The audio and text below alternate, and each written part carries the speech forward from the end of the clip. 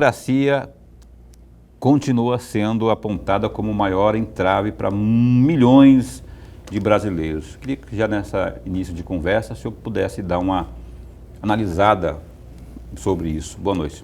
Boa noite, Paulo Coelho. Um prazer enorme estar aqui com você, meu grande mestre, professor Lorenberg, a toda a equipe, a você que está nos acompanhando também na opinião.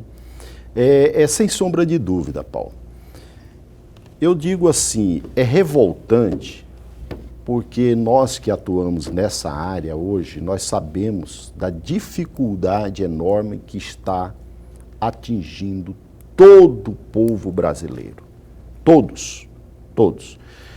E mais grave ainda é quando você depara que mesmo com a pandemia, nós temos hoje um INSS, um órgão que teria e tem o objetivo de atender essa população, principalmente aquela idosa mais carente, com as portas fechadas há mais de 2 anos. É um órgão que até o momento ele não voltou o atendimento ao público. E nós temos hoje um benefício assistencial, Paulo, que é algo assim, que quando eu estava compartilhando agora há pouco com o professor Lorenberg, esse feriado eu fui fazer um estudo sobre o benefício assistencial. E a gente fica assim de boca aberta ao deparar uma estratégia muito bem feita pelo governo federal, né? Naquele momento que o Temer assumiu a presidência da República, uma das primeiras coisas que o Temer fez foi praticamente extinguir o Ministério do INSS. Deixou de ser um ministério. Hoje ele está vinculado ao Ministério de Planejamento Agrário, o INSS, e a parte que movimentava a parte financeira do INSS, hoje quem toma conta chama-se Paulo Guedes, ministro da Fazenda. Que é um perigo, né? É um perigo, acaba tendo... Imagina a nossa situação hoje. Refém da economia. Refém da economia. Então, o benefício assistencial, por exemplo, ele hoje está muito afetado. Nós temos aí uma população idosa considerável no país. O benefício assistencial é aquele que vem para atender aquele idoso de 65 anos acima, igual ou acima de 65 anos, e o portador de deficiência, que não tenha provando e sempre fazendo prova que a família dele não tem condições de dar a ele a dignidade como pessoa humana, ou seja, de assistir. Então, a própria Constituição Federal, ela pauta o direito de um salário mínimo. E o que o Temer fez? Em primeiro lugar, ele extinguiu o INSS, uma instituição de mais de 98 anos. 94 anos era a época dele, praticamente. Quando ele extinguiu o INSS, ele cortou todo o atendimento assistencial dentro do INSS. Tirou. Hoje, as assistentes sociais que cuidavam desse público, deixou de ser esse mesmo público idoso assistido por essas assistentes sociais, porque simplesmente foram extintos. Então, para onde vai esse idoso? Qual hoje o caminho que restou a esse idoso? Se cria a plataforma do Meu INSS, porque eles teriam que dar uma via, né, para o cidadão. Agora, nós falamos aí, Mato Grosso, que é um país praticamente que veio a maioria da nossa população da agricultura, né? O meu pai foi um homem que veio da agricultura rural e eu acredito que milhares vieram de lá. Como que fica esse cidadão da zona rural? Como que fica hoje esse idoso, grande maioria, não tem a internet? Muito menos o aplicativo. Ele não tem o acesso e muito mesmo ele vai saber como entrar num aplicativo para saber solicitar um benefício assistencial. O que restou? Aquilo que era gratuito, uma garantia do nosso cidadão. Dentro da Constituição Federal, ele ficou órfão. Hoje, necessariamente, se precisa de um advogado o que não precisava antes, para que consiga para ele um benefício e que, assim mesmo, não estamos conseguindo via administrativa. E não bastasse isso, ainda tem a questão que aí sobrecarrega a Defensoria Pública, que não tem como atender a todo mundo, já que antes não precisava desse advogado, né? E aí o cidadão vai ter que, o aposentado, no caso, o que depende do INSS, vai ter que contratar um advogado? Tem dinheiro para isso? Não tem. Então, aí está tendo um hiato, um enorme hiato, tem que ser resolvido isso. Vamos falar sobre isso mais daqui a pouquinho, né? Professor Lorenberg, boa noite. Boa de novo, noite, né? Já falei boa noite, agora seja boa à vontade. noite, aqui. Paulo. E, olha, é uma alegria, mas uma alegria nossa de tê-lo mais uma vez aqui. O nosso programa ganha muito, eu aprendo muito, o amigo telespectador passa a entender como funciona esta máquina dirigida para o aposentado. E eu gostaria muito que o senhor aprofundasse um pouco mais essa resposta. E vou trazer aqui uma situação e mais duas perguntas.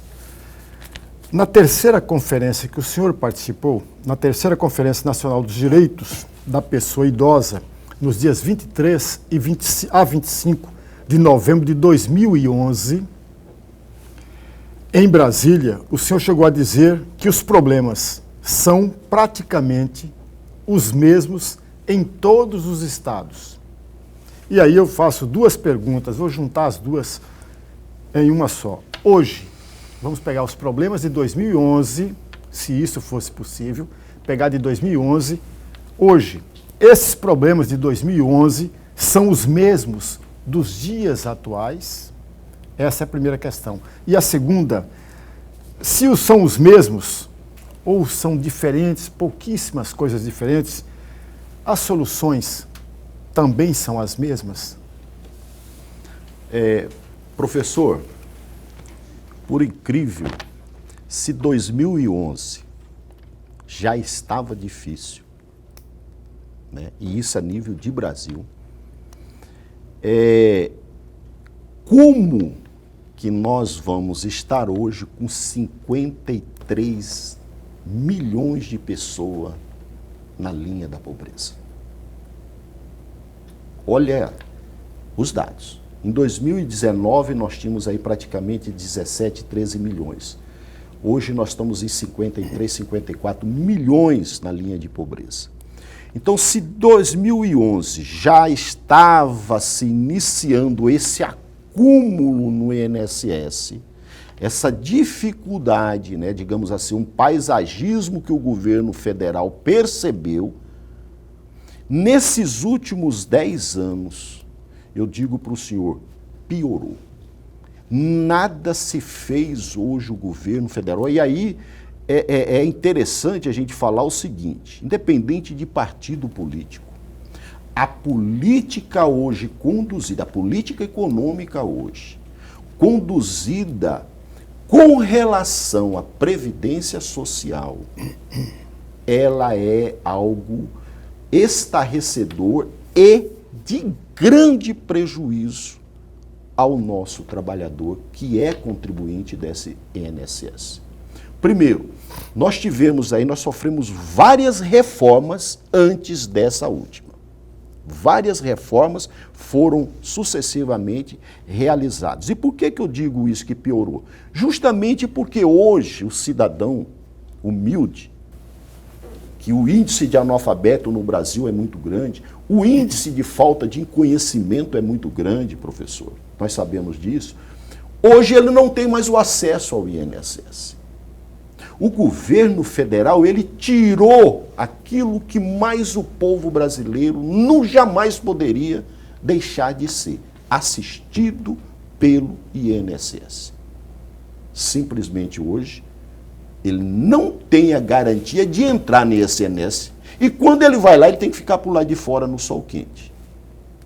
Que eu acho isso uma vergonha. É um desrespeito. Um desrespeito é revoltante. E é tão revoltante que você fica muitas vezes impossibilitado de arguir a quem? Os nossos políticos seriam nossos senadores, os nossos deputados federais. eles fazem hoje alguma coisa a essa sociedade idosa? Para o senhor ter uma noção, nesses últimos 10 anos, a nossa população idosa hoje, que era de 11% a 12%, hoje ela está chegando a mais de 17% a 20% no país. Então ela aumentou a 20%. Então ela aumentou. O Rio Grande do Sul hoje já tem um estado que já tem mais pessoas idosas do que o jovem. Para o senhor ter uma noção. No Rio Grande do Sul? No estado do Rio Grande do Sul. Então, se lá já está nesse quadro, nesses últimos 10 anos de 2011, isso piorou muito mais. Principalmente a pessoa idosa. Principalmente a ele. Para o senhor ter uma noção, nós temos aqui agora, esse mês, hoje, dia 19, um chamamento para todos que estão no auxílio-doença comparecer ao INSS. Hoje era o último dia. E eu fui olhar isso daqui só para o senhor ter uma noção dessa realidade, como que é agravante. É agravante.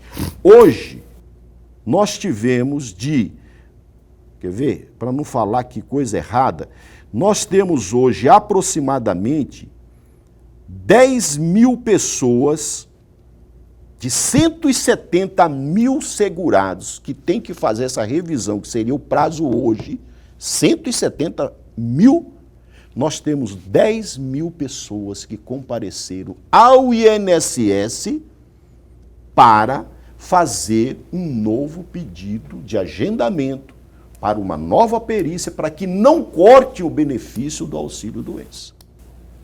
Ou seja, o que hoje o governo federal está fazendo? Ele está colocando todos esses nomes num diário da União.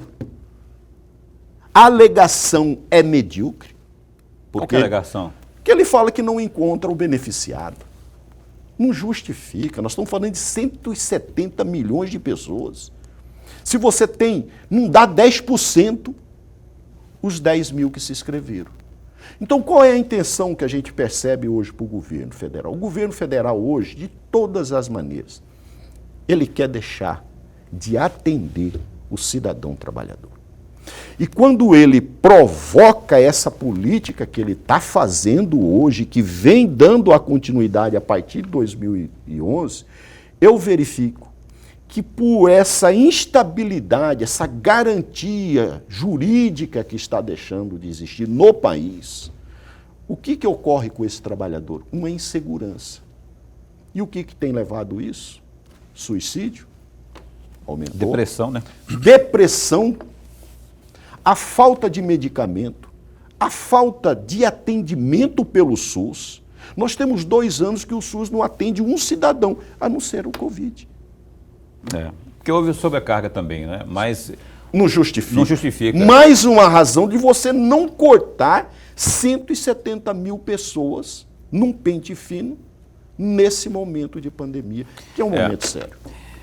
Agora, que o Temer desativou o Ministério da Previdência Social e que o governo que sucedeu poderia, não é, reativar, até por uma questão de atenção necessária a essa classe, né, que somos nós, daqui a pouco, daqui a pouco, muitos milhões de pessoas precisam dessa atenção e específica, especial, né? Aí você embute ali e obriga a tecnologia a ser usada por pessoas que não têm essa prática e sequer têm o acesso a ela. E aí fica muito mais difícil ainda. Infelizmente, não é? Então, e aí temos aqui uma bancada federal, nós temos que cobrar deles, porque eles são os porta-vozes imediatos nessa situação, principalmente quando há matérias lá no Congresso que tratam do assunto, para não votarem errado, para lutarem, para mudar trechos que não perturbem o cotidiano dessas pessoas, né? Bom, enfim, o Opinião vai dar um tempo para o primeiro intervalo comercial e já a gente retoma aqui. Um abraço. Nós estamos ao vivo aqui pela TV Pantanal com o programa Opinião e o programa Opinião hoje entrevistando o Isandir Rezende, que está aqui conosco, né, falando aí sobre esses temas que são muito importantes mas muito importantes mesmo, e que muitas vezes passam batidos porque nem sempre são abordados, não é? O doutor Izandi também, ele é presidente da comissão do idoso lá da OAB. Aliás, a OAB que daqui uma semana vai estar passando por uma nova eleição, né? Saber quem será. Está apoiando quem lá? Rapaz, É secreto, né? Não pode falar. É uma questão de... eu sabia que você ia falar isso, por isso que eu perguntei. Aí ele fala que apoia A, aí daqui a pouco vem o B, fala, não, eu quero espaço também, eu quero alguém aí que me apoie, falando que me apoia também. Exatamente. Mas vamos torcer para que o pleito transcorra normalmente, que vença realmente o que tenha as melhores propostas para a classe, não é? Dos advogados aqui do estado de Mato Grosso. Olha, o www.gazetadigital.com.br tem os destaques aí, a pandemia sempre a gente traz aqui na primeira ordem, não é? A Secretaria de Estado de Saúde informou nesta sexta-feira, dia 19, que 3 novas mortes e também 203 contágios foram notificados em Mato Grosso nas últimas 24 horas. Com a atualização, Mato Grosso contabiliza 551.070 contágios pela Covid. Deste total, em 535.563 casos, as pessoas infectadas se recuperaram da doença. Contudo, outras 13.980 não resistiram às complicações do vírus. Além disso, 1.023 infectados estão em isolamento domiciliar. Está aí no Gazeta Digital. E aí, olha só, flexibilização à vista. Já é verdade, já é prática, inclusive, né? Já está funcionando. O prefeito em exercício, José Roberto Estopa, decretou na manhã desta sexta-feira, dia 19, que a população cuiabana não está mais obrigada a usar as máscaras de proteção em locais abertos. Cabe a cada um, então, decidir se usa ou não. A decisão, segundo a Prefeitura de Cuiabá, leva em consideração a queda do número de infectados pela Covid-19 na cidade, além do alcance da vacinação. De acordo com as informações da assessoria, a campanha de vacinação já aplicou mais de 828 mil doses desde o começo da imunização, em 20 de janeiro de 2021, e por isso, considerando aí o fato de que o plano de imunização está em pleno andamento, a decisão foi tomada. Abre aspas. A utilização de máscara de proteção como medida de biossegurança passa a ser facultativa em ambientes externos no âmbito do município de Cuiabá, fecha aspas, diz trecho aí do decreto 8.795, assinado nesta sexta-feira. Parece que já foi até publicado o decreto aí do senhor José Roberto Estopa, Lorenberg. Eu vejo isso, rapaz, com uma preocupação, com alívio também, não vou negar, porque é horrível, né, usar máscara andando na rua sozinho. Mas sabe que eu fico preocupado? Pelo seguinte, que vem aí o Réveillon e depois o Carnaval, né? E temo, não estou afirmando nada, que isso já seja com vistas a esses eventos, né? Porque Carnaval de rua, quer dizer, todo mundo já está desobrigado a usar. Aí fica mais tranquilo, mais solto o negócio, né, para se curtir as festas que tem aglomeração. Mas aí, o que você vê nessa nova decisão, esse decreto aí do Estopa? Paulo, eu compartilho com a sua preocupação e vou um pouco mais além. Se nós observarmos o índice percentual de internados, tanto em enfermaria quanto nas UTIs, nós vamos perceber que houve uma queda significativamente. O número de mortes, nós chegamos a ter, só em Mato Grosso, 2 ou 3 dias seguidos, sem nenhum óbito. Isso é bom, suaviza um pouco mais, porém, não é hora de abrir a guarda. Eu falo com toda clareza por uma razão muito simples. Os países que fizeram isso voltaram atrás.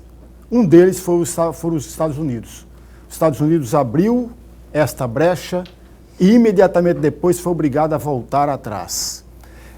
A Áustria 10 dias atrás, fez um fechamento para todas as pessoas não vacinadas. Ontem fechou para todo mundo, porque não estava mais segurando, porque a doença está aumentando na Europa. E aqueles países que têm um índice percentual de vacinação muito baixa são os países que mais estão sofrendo com essa nova onda do vírus. Os países que têm um pouco mais de vacinação, como por exemplo a Alemanha, também está sofrendo. Portugal, que tem 90% de vacinação da população, também está sofrendo. Então é bom a gente montar a guarda.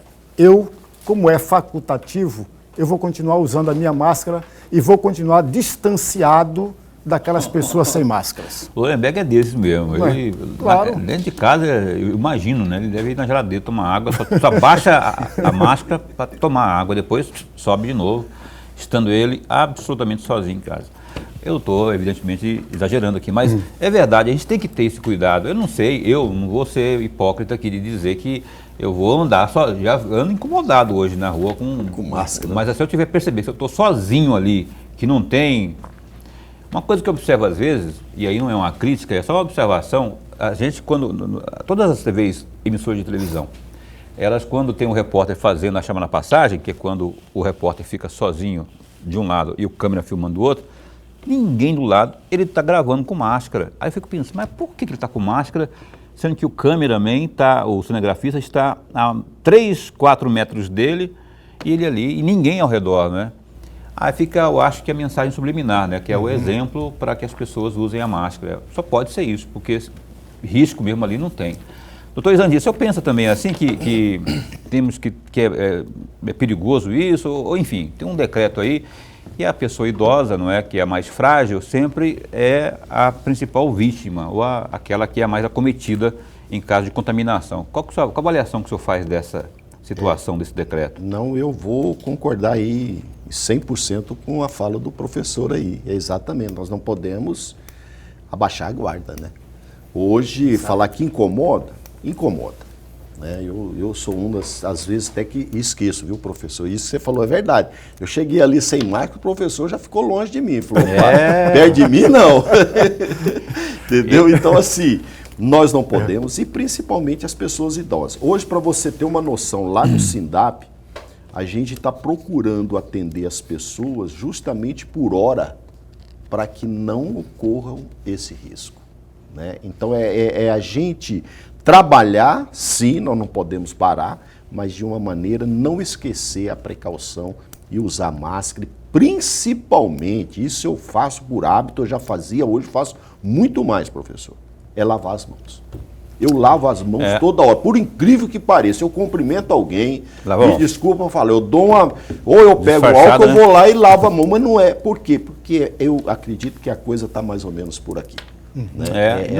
Além da mão tem as maçanetas, tudo, né? Tudo, né? É você evitar de entrar com o seu calçado dentro de casa. Isso é uma cultura que vai nos ajudar e que está mudando muito, né? É o novo normal, eu acho. Muito. Que os orientais já faziam, né? Que já faziam e fazem, né? Então hoje na minha casa, por exemplo, já se tornou um hábito todo mundo deixar lá no fundo o sapato. Quer dizer, isso é interessante e isso vai trazer um benefício a todos nós. Importante, viu, Lorenberg? Você, quando for convidado, como eu também, quando a gente for convidado para ir na casa dele, almoçar ou jantar, naquele churrasco lá, a gente tem que tirar o sapato lá fora para não passar vergonha. Olha, o Lorenberg falou um negócio dos países aí, né? Lá na Europa, infelizmente, está havendo mais um... Não sei se é onda, mas eu sei que a contaminação da Covid tem aumentado bastante lá na Europa, não é? Na China e na Rússia também. Aí, no Brasil, onde está caindo um pouco, não é? Pelos números que a gente observa e tem lido aqui, está caindo. Mas você vai ver o negócio depois do Carnaval. E aí que eu fico meio que irritado, né? Para não dizer que estou muito irritado e para não falar outra palavra aqui, que a gente não pode falar. Se é uma tragédia anunciada, por que não evitá-la, né? É a questão da força da grana que ergue e destrói coisas belas, como já diria o poeta, compositor baiano? Paulo, eu vou dar um exemplo, amigo, só para ver como que o Brasil é completamente desligado das coisas. O Brasil, de uma forma geral. Eu recebi agora recentemente, nós recebemos em casa recentemente um amigo alemão. Ele chegou, para ele sair da Alemanha, do país dele, companheiro, do país dele, ele passou por uma bateria de fiscalização. Se estava com as duas vacinas, todo lá, para ele sair do país dele. Quando chegou no Brasil, não teve nada, ninguém procurou nada para ele. Se ele tinha certificado de vacinação, se ele tinha coisa nenhuma. Por aí você percebe como que o Brasil, de uma forma geral, está completamente descontrolado com atenção a isso. E aí você tocou num ponto, Paulo. Final do ano, as pessoas vêm para o Brasil. Será que nós vamos ter o mesmo comportamento que teve com esse amigo que chegou da Alemanha aqui no Brasil? Pois é. E está falando final de ano, mas aí tem o início do ano também, que é a época do carnaval, onde os gringos vêm atrás das moçoilas e da festa bonita que é o carnaval aqui no nosso país, né? E se deleitam e tudo mais. E aí, como a coisa está ruim lá já, eu estou cantando a pedra aqui. Eu quero estar errado, mas esse filme eu já vi em 2020 e o resultado foi catastrófico. Doutor Izandi, o idoso cuiabano e de Mato Grosso propriamente, com o processo de vacinação, ele está... Poderíamos dizer que nosso estado está numa situação confortável em relação à vacinação do idoso? E já vou emendar, como diria o Lorenberg, uma segunda pergunta aí. Esse que ficou confinado aí, ele sofreu, além da questão do próprio isolamento, ele sofreu outras consequências? Por exemplo, aquela coisa de ter que ir lá buscar no banco o dinheirinho, aí manda alguém, aí esse alguém passa a mão. Eu queria que o senhor falasse sobre esses dois pontos aí. Olha, primeiro eu vejo assim que a vacinação atendeu, né? A prova está aí. Hoje, Cuiabá, graças a Deus, nós estamos sem vítimas do corona. Eu, infelizmente, perdi minha sogra dado a esse vírus e eu tenho certeza que várias pessoas perderam o ente querido. Então, eu percebo que está controlado nesse aspecto. O idoso, ele é mais responsável, né? Ele tem essa conduta, eu digo porque é muito difícil você hoje sair e deparar com um idoso que não esteja usando a máscara. É mais cauteloso. Muito mais cauteloso, ele é mais prudente, ou seja, ele gosta, ele tem prazer pela vida. Isso é interessante da parte dele. E por outro lado, o que a gente percebe é a questão do período que ele ficou dentro da sua casa sem poder sair, eu vejo que foi um grande problema que nós tivemos para a grande maioria dos nossos idosos. Por quê? Porque ele precisa conversar, ele precisa sair, ele precisa ter um lazer, ele precisa de algo que dê a ele a satisfação pela vida. E nós, infelizmente, perdemos um pouco disso nesse período da pandemia, que foi dado pelo isolamento. A reclamação por parte deles é muito grande. É muito grande nesse aspecto, de não ter com quem conversar. Eu tenho um pai com 83 anos. Esses dias eu conversando com ele, o que ele disse para mim? Falou, rapaz, eu estou vivendo uma forma que eu já não tenho mais ninguém para me conversar. Então, a gente percebe que é uma carência, uma necessidade, que ele possa vir aqui para fora novamente, levar aquela vida que ele sempre levou, e com certeza o que ele mais quer é bater um bom papo. Essa questão que eu falei para o senhor também, de não poder ir lá no banco, ou poder ir também, né? Mas às vezes passa para o neto, passa para o filho, aí aquele problema dos... Essa questão só não teve mais agravamento porque eu vejo que o poder legislativo e o governo federal, nesse momento, principalmente pela Câmara Federal, eles bateram muito duro no governo, nesse sentido, por exemplo, daqueles que recebem benefício. Para você ter uma noção, em plena pandemia, o governo federal queria fazer prova de vida do idoso. em plena pandemia. Se não é a Câmara Federal intervir, falou, peraí, aí entra o Ministério Público Federal, a própria população. Momento, né? Momento Quer dizer, você vai colocar em risco a vida do idoso para ir no INSS fazer uma prova de vida ou um banco no momento de crítico que ele estava passando? O Lorenberg, por favor, eu queria uma curtinha para responder ainda neste bloco, aí a gente abre o outro bloco. Mas estendendo um pouco mais para o empréstimo consignado, ainda é um problema Muito em sério. aposentados e pensionistas? Muito sério, muito sério. Hoje o consignado é um grande câncer, eu diria, que foi criado no país. É um grande. Professor Lorenberg, hoje, eu diria para o senhor que 80% do cidadão que recebe um benefício, ele está comprometido com o consignado. E com um detalhe, milhares deles realmente podem ter realizado o primeiro contrato. Posterior a isso vem segundo, terceiro, quarto contrato, descontando aí há mais de 5, 6, 7, 8, 10 anos, de um contrato que ele fez lá atrás unicamente por um período, muitas vezes de 4 anos, no máximo 5 anos, que seriam aí 5 vezes 2, 10, 60 prestações, 60 parcelas, 5 anos. Então hoje o que está acontecendo? As instituições financeiras negociam esse crédito para uma outra instituição financeira, ela transfere esse crédito para uma outra instituição financeira e essa instituição financeira vem refazendo esse empréstimo sem a autorização, sem a assinatura, sem o consentimento do nosso idoso que recebe o benefício. Aí é um problema de legislação, né? Muito, Se bater duro, hoje é muito. Se bater duro, nossos congressistas baterem duro aí, isso pode ser mudado. E está na hora de mudar. Está na hora, tem um projeto de lei tramitando na Câmara, tem um projeto de lei, inclusive tem um aqui na Assembleia, um projeto de lei na Assembleia, que eu acredito já deveriam ter votado, proibindo as instituições financeiras fazerem automaticamente ligarem no celular dele, para oferecer, Verdade. o consignado. Pois bem, a gente vai para mais um breve intervalo comercial. Você está assistindo aqui pela TV Pantanal ao programa Opinião, que hoje entrevista Isandir Rezende. O doutor Isandir continuou conosco após o intervalo. É um instante só. Você está assistindo aqui ao programa Opinião na TV Pantanal, hoje entrevistando Isandir Rezende, também da comissão lá do idoso da OAB. Eu queria juntar as duas coisas, tanto essa comissão, doutor Isandir, como também o próprio sindicato. O que auxílio está sendo prestado? A gente falava aqui no bloco anterior, não é, das dificuldades, aí a gente falava até da questão do empréstimo consignado, que o Lorenberg levantou aqui.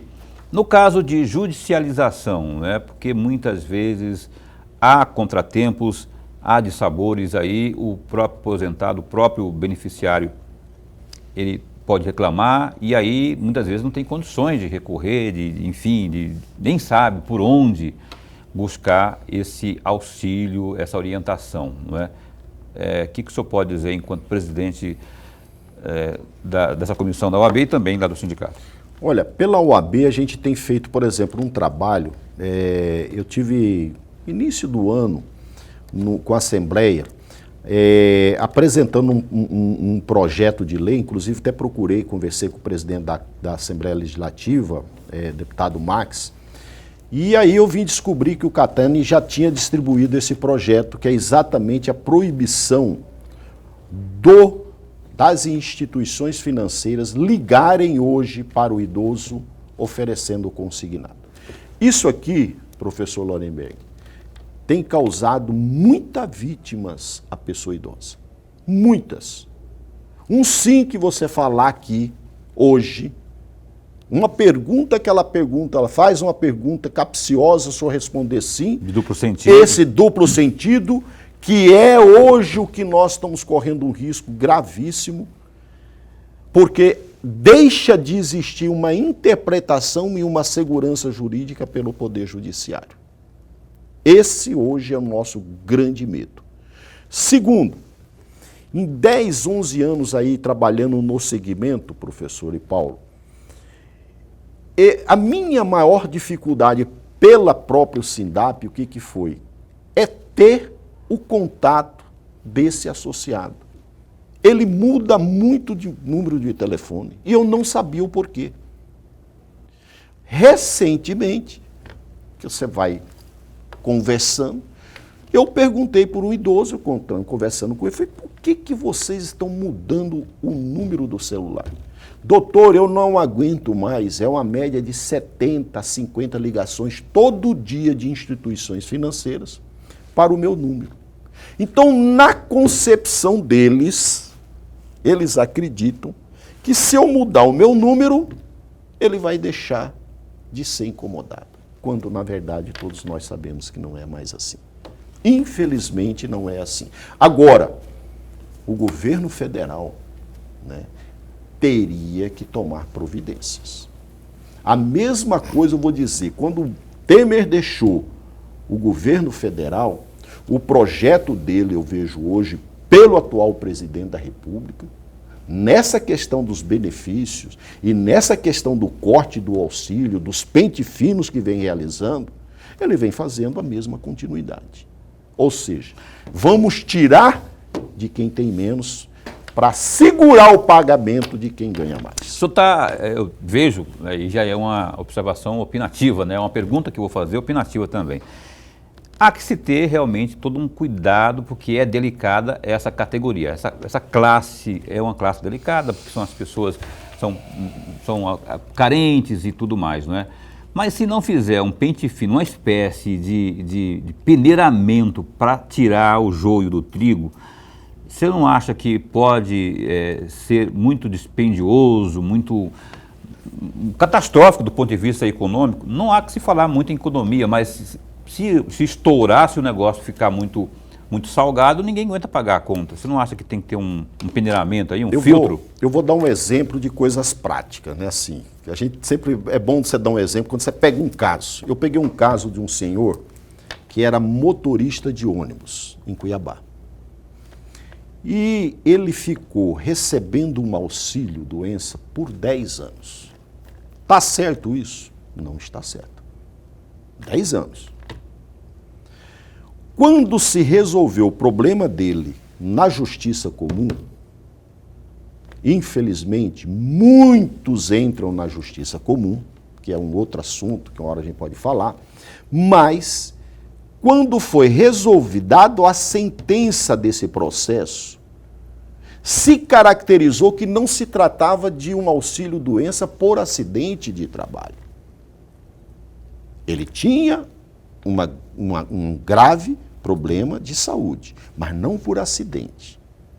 Resumindo, me deu trabalho, professor Lolenberg, de aposentá-lo e como que nós vamos hoje inserir esse mesmo cidadão que já está com quase 60 anos, 62 anos de idade, a retornar para uma empresa como motorista, da qual essa empresa não existe mais. Então isso hoje está acontecendo muito no país.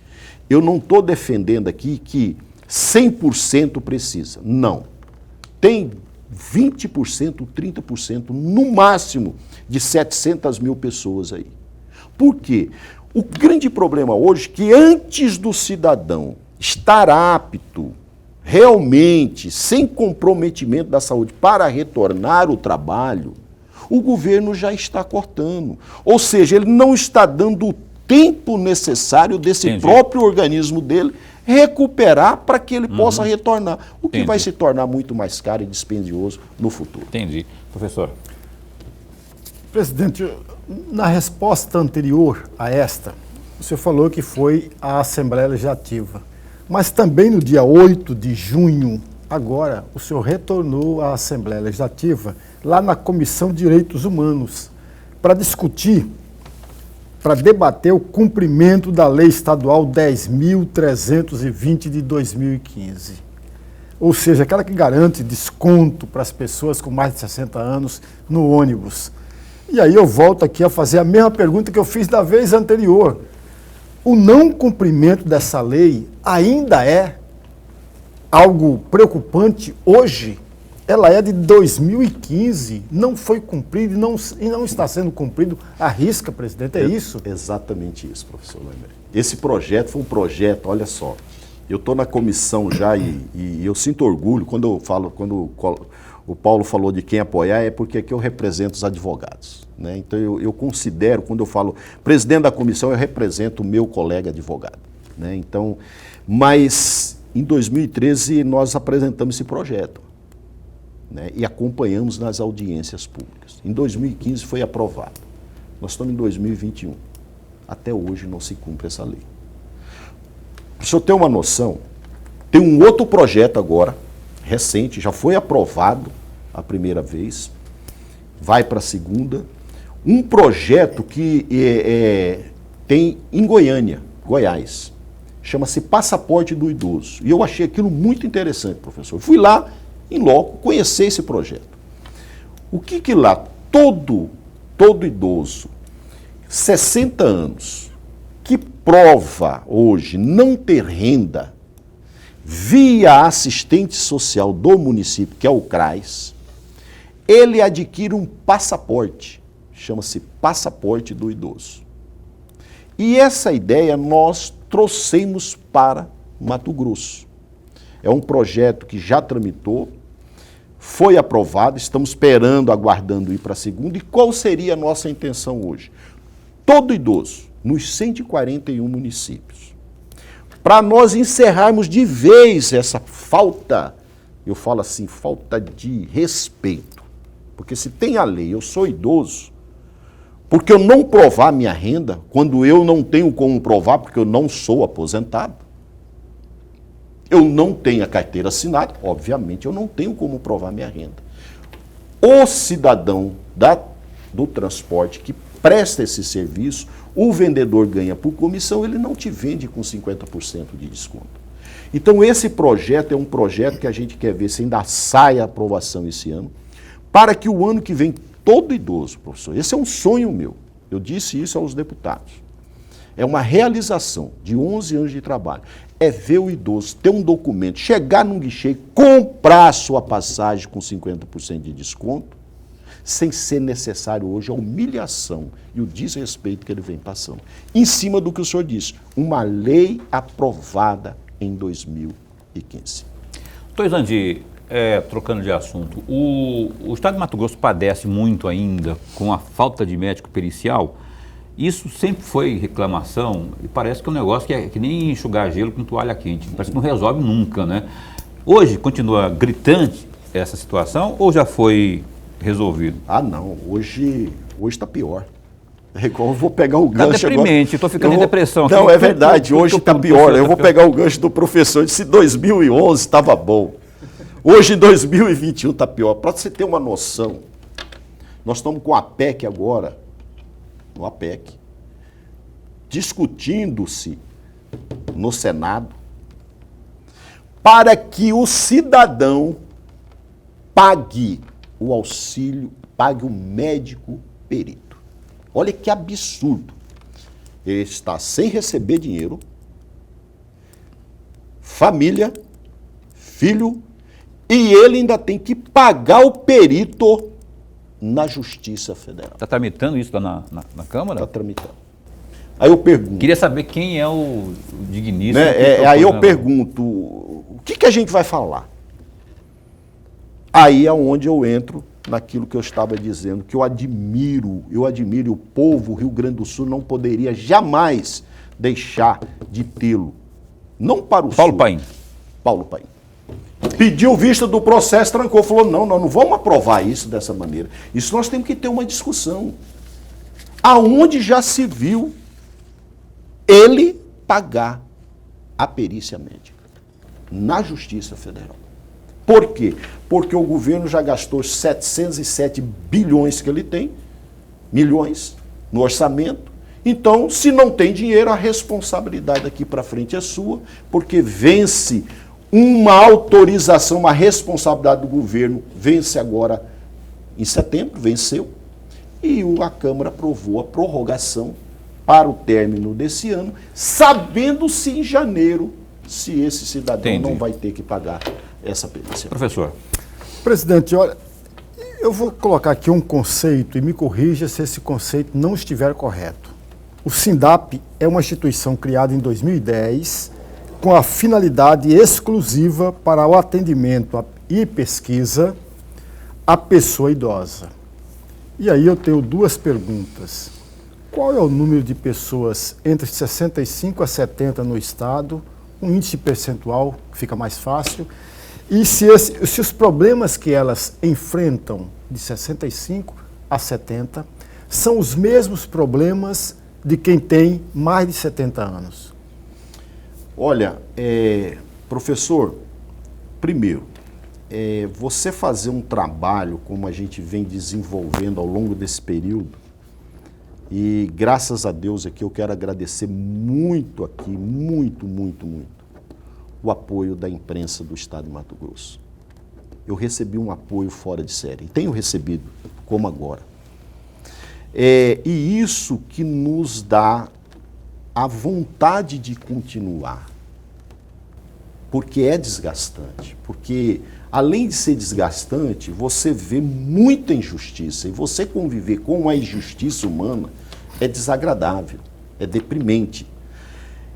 E hoje nós podemos falar para o senhor o seguinte, que hoje Mato Grosso ele deve estar aí mais ou menos na casa aí dos 350 a 400 mil pessoas idosas. Hoje, na faixa dos 65 a 70, nós devemos ter aí por aí uns 80, 150 mil pessoas idosas. Então, assim, o país está envelhecendo. As pessoas estão vivendo mais. E a nossa política com o idoso, quando nós criamos o SINDAP, foi justamente para que ele tenha um local para que possa ser atendido. E isso está crescendo, professor, o que me deixa satisfeito. Recentemente, eu tive a grata satisfação de conversar muito com o desembargador Perry, que falou: eu quero ser um colaborador desse projeto. Então nós estamos encontrando pessoas, autoridades, que estão hoje percebendo a necessidade de todos nós, executivo, legislativo, judiciário, a sociedade civil organizada, OAB, nós temos que nos organizarmos como cidadão, como sociedade, para que dê exatamente essa garantia a essa pessoa idosa. Então eu acredito que isso ainda vai acontecer. Nós não vamos aceitar, nós não vamos de forma nenhuma consentir que chegam ao extremo que estão querendo. Uma delas, professor Lorenberg, foi a vitória que nós tivemos quando não foi aprovado tirar um salário mínimo da Constituição Federal. Graças a Deus. Eu preciso de encerrar o programa. Eu queria que em 1 minuto, em 1 minuto e 20, por aí, o senhor pudesse responder o seguinte. O aplicativo Meu INSS, ele tem sido, apesar da dificuldade das pessoas mais leigas, né, de acessá-lo, de tê-lo, tem sido positivo na sua avaliação? Tem assuntos, por exemplo, o BPC, a gente tem dúvidas, não é?